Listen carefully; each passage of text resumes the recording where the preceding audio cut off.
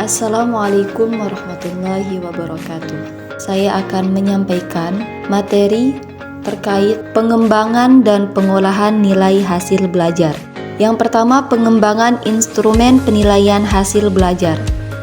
Langkah-langkah yang harus diperhatikan dalam pengembangan tes hasil belajar adalah pembuatan tabel spesifikasi. Yang kedua, merumuskan indikator. Kemudian merumuskan soal, melakukan uji coba soal, melakukan analisis butir soal, melakukan tes, menafsirkan hasil tes. Yang kedua, analisis hasil tes belajar. Untuk menganalisis hasil tes belajar, ada beberapa teknik analisis yang dapat digunakan baik secara statistik maupun non-statistik. Salah satu cara menganalisis hasil tes adalah dengan menilai tes yang kita buat sendiri yang dilakukan sebelum atau setelah tes ini diberikan kepada siswa. Adapun cara-cara menganalisis hasil belajar yaitu analisis tingkat kesukaran, analisis daya pembeda soal, analisis pola jawaban soal, dan analisis validitas tes. Pengolahan nilai hasil belajar.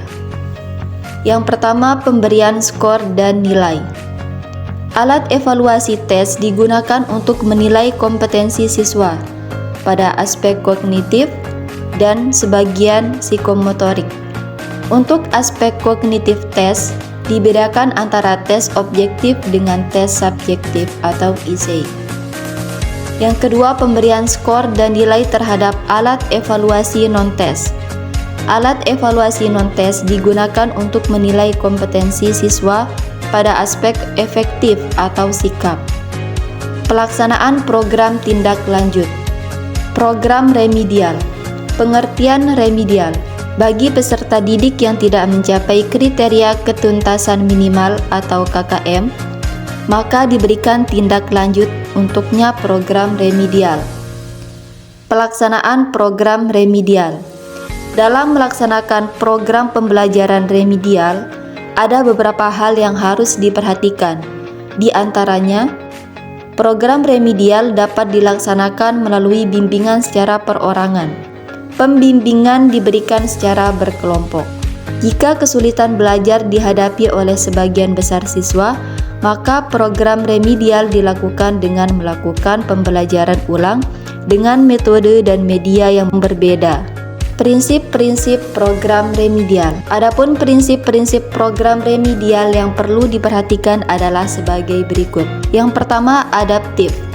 Guru harus menyesuaikan metode dan media pembelajaran sesuai dengan gaya tangkap, kesempatan dan gaya belajar masing-masing. Yang kedua, interaktif. Bersifat interaktif dengan keaktifan pendidik untuk secara intensif berinteraksi dengan peserta didik dan memonitoring terhadap kemajuan belajar peserta didik. Kemudian menggunakan berbagai macam metode pembelajaran dan penilaian. Pemberian umpan balik sesegera mungkin. Menggunakan berbagai metode pembelajaran dan metode penilaian yang sesuai dengan karakteristik peserta didik.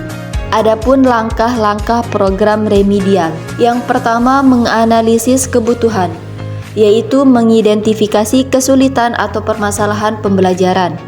Menyusun perencanaan berdasarkan permasalahan pembelajaran, yaitu memperbaiki rencana pembelajaran.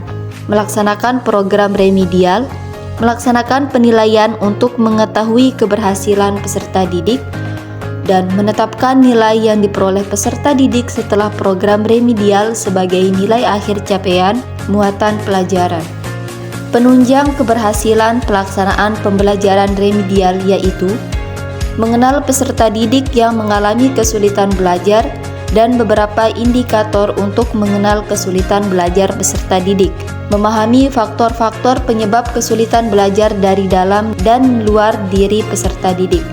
2. Program pengayaan. Program pengayaan adalah pembelajaran yang diberikan kepada peserta didik yang telah mencapai atau melampaui KKM.